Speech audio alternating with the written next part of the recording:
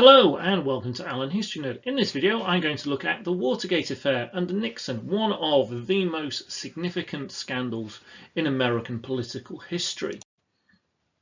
So I'm looking at this from a particular angle. I'm doing this for A-level history, in particular the AQA Unit 2Q, the American Dream, Reality and Illusion, 1945 to 1980, and the bullet point in the spec, the Watergate Affair, its aftermath, the role of Congress, the resignation of the President, Nixon's political legacy. So again, as I normally do on this, I'm going to try and make sure I cover all of those different aspects. So what is the Watergate Affair? Well, this all goes back to a White House Special Investigation Unit created called the Plumbers, now being made famous with its own TV show.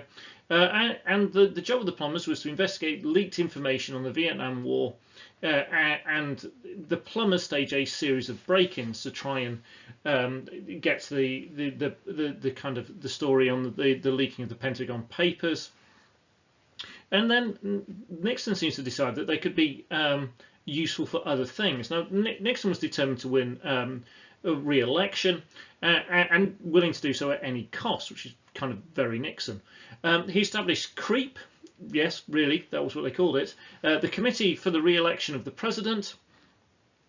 And it kind of lived up to its name. It carried out a series of illegal activities, including illegal fundraising, including a big lump of money from McDonald's so they could break some of the rules on price rises, political subversion, so they discredited a Democrat candidate, Edmund Muskie, the presidential candidate, and they worked on discrediting him, and they carried out break-ins and criminal surveillance.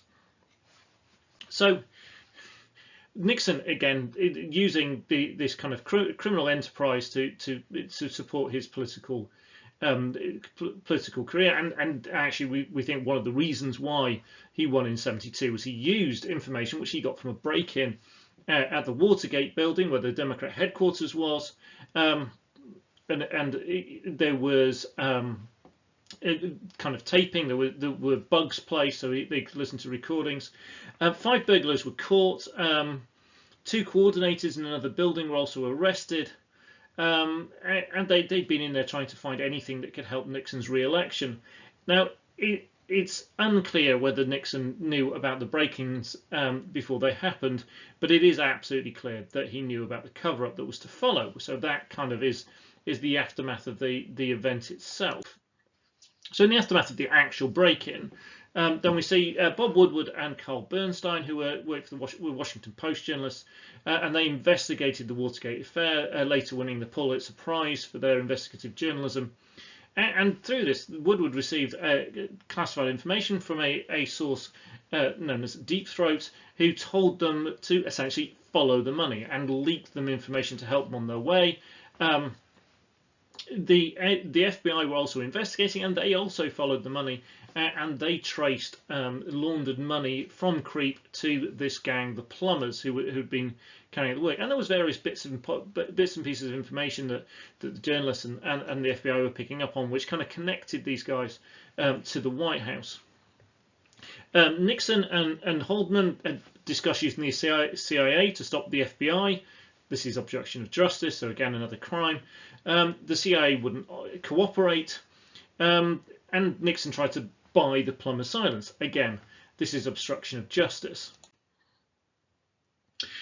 So next thing I'm going to look at is the role of Congress. So these events get investigated, and first of all, there's the burglars. They are found guilty in January '73. The Senate Bipartisan Committee on Presidential Campaign Activities is set up. This is hugely important. It was kind of fairly balanced. There was Democrats and Republicans on it. They had a huge kind of group of lawyers and stuff, and so it doesn't turn into just partisanship where the Republicans back him and the Democrats turn on him. They kind of investigate it. They look into it properly. Lots of lawyers and people working for them. And it holds a series of Senate hearings in between February and August, and in these hearings, they gain a whole group of confessions. Many involved John Mitchell, the ex-Attorney General. And within this, in March 73, we see at the sentencing to the burglar, the judge received evidence from one of the defendants that they had been paid to stay silent and plead guilty. And so again, here we have very clear evidence of a cover-up. In April 73, Haldeman and Ehrlichman resign. So again, these two key figures who are central to the Nixon administration resign. Now, in May, Nixon claims these two were involved in the cover-up without his knowledge. This was contradicted by the White House counsel, John Dean, who Nixon had been trying to stop talking to the Senate. And so it becomes very clear that Nixon is involved in this cover-up. In July 73, a White House aide kind of tells everyone that Nixon had secretly taped conversations in the White House. Nixon had appointed a special prosecutor in October 73. He sacked them. His approval ratings were down at about 17%. Impeachment investigations at this point start. The White House tapes are eventually surrendered. They'd been subpoenaed and demanded, and Nixon, understandably, was very reluctant to hand them over.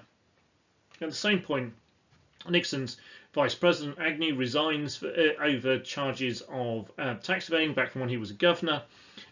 Nixon is also investigated for underpayment of taxes. So the whole thing's looking very mired in scandal.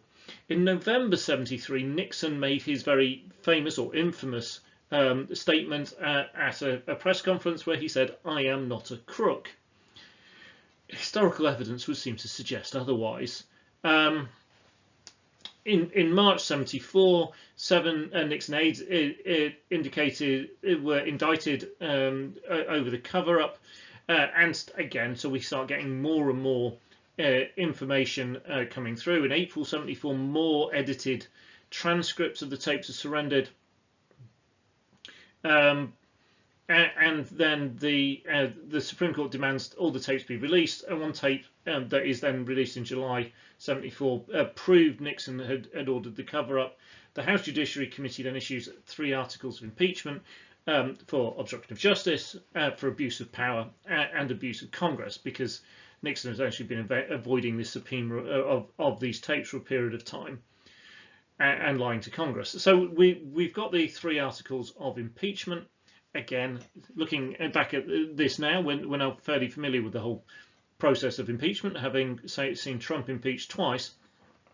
In this, again, you might expect, we saw that under Trump, and what happened was most of the Republicans supported him. Well, at this point, actually, it doesn't look like that's going to happen. Nixon resigned. He's the first president ever to do so. He claimed, for example, he had financial concerns if he was successfully impeached and the impact that would have on him. He feared criminal prosecution, and he promised that criminal prosecution wouldn't happen if he resigned rather than going through the impeachment trial. The impeachment, if he hadn't resigned, looks like an absolute certainty. Barry Goldwater, the kind of leading conservative senator from the Republican Party, reported that Nixon would get at most about 15 Republicans willing to vote against the conviction. So there would easily be the 2/3 gap, and he would be convicted if he hadn't avoided this by resigning. We also see him at that point replaced by once he resigns, replaced by Gerald Ford. Now Ford had been vice president for less than a year, so he's not even kind of been elected as vice president. He's been brought in following the resignation for the previous one through charges of corruption and tax evasion. So we've got a VP very new to the job now as president. So with all this kind of scandal and problems with it, it begs the question, well, what is Nixon's political legacy? Well, the main part of it is just damage. Well, it's damage to the standing of the office of presidency, damaged in the position of presidency in the eyes of the public and in the media. And on top of this, Congress acted to prevent another scandal like Watergate with the Ethics in Government Act. So there's this deep-seated kind of reverence, really, traditionally in America for the presidency, and we see that massively undermined by Nixon and a kind of a dirtying of the office of presidency, and this spreads to a more wider damage of government really, and the position of government in the US, and it encourages a strong distrust of government, and this grew, and the American people became cynical about government and politicians. Reporters went digging, looking for further scandals after the success of the investigative journalism into Watergate, and the American people increasingly became willing to believe conspiracy theories about politics and things that were going on. Again, there's the stuff here that you can see around you today in the modern world in terms of conspiracies and things that people will believe in government, and a kind of a lack of trust or lack of faith sometimes in what government tells them. And people talk about things like the deep state and stuff like that. And it also really damaged the Republican Party. This was made worse actually by Ford, who then pardoned Nixon, and again this kind of really highlights this idea of the Republican Party being corrupt, and that contributed to Ford's defeat in '76, and it damaged particularly the moderates within the Republican Party. So Ford and Nixon were moderates, whilst the kind of more hard right conservative group that had essentially faded a bit following Goldwater's defeat to Johnson, kind of at this point reappears, and we see the movement, and then we see the highly conservative Reagan as the candidate and victor in the 1980 election. Now, some have sought to revise kind of historical views on Nixon and pointing to previous presidents such as Kennedy and Johnson using wiretapping. They talk about the fact that Nixon faced a particularly hostile Congress, he faced a hostile media, along with dealing kind of really significant problems with such as the continuing issues in Vietnam, the financial crisis, and things like that. I'm not sure the kind of this revisionism of Nixon is fully successful. Again, this is something to have a look up and make your own mind up on. I mean, in terms of the political legacy of Nixon, he's kind of earned the name Tricky Dicky, I think, in history. Nixon has become synonymous with political corruption and underhand tactics. Now, the Nixon Foundation website, which, again, judging by the name, we might be fairly cautious about, points to Nixon's many achievements. The ending of the draft in '73, the founding of the Environmental Protection Agency, though I think many have pointed out that maybe this was more of a reaction to the Democrats' pressure rather than something he genuinely felt heartfelt about. He brought about the peaceful desegregation in southern schools. He ended the forced assimilation of Native Americans, one of the kind of the first presidents in terms of a fairly positive positive record in terms of interactions with the Native American tribes.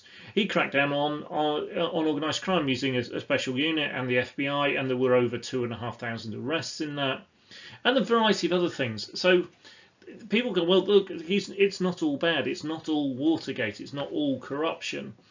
But I think all the other stuff is overshadowed by Watergate and all the corruption, and that therefore Tricky Dicky will always be seen as this kind of Machiavellian political figure, and his image was continued to be damaged all the way up to 2013 as bit by bit the tapes released and made public, and in this he at various points expressed racist or homophobic or sexist views, and all of this continued to damaging the image of not only Nixon but of kind of American politics overall.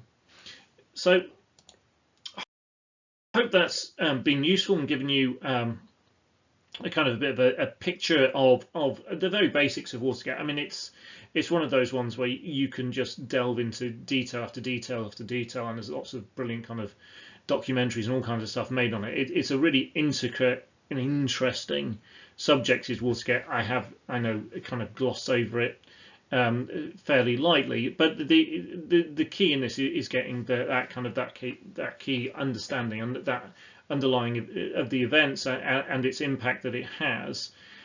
And there are lots of figures involved in Watergate. So how much of it is Nixon? How much of it is it those in his administration? to what extent is he just doing what the other presidents around this time were doing? He just happened to get caught whilst others didn't. Lots of interesting bits in that. I hope you've found this useful. If you have to, please hit like. And if you have any questions or comments, leave those below. If you haven't subscribed already, then please do. There's plenty more on this particular American history unit and other American history units and British history units and some Russian history in there as well. And also loads and loads of politics stuff, both UK politics and US politics.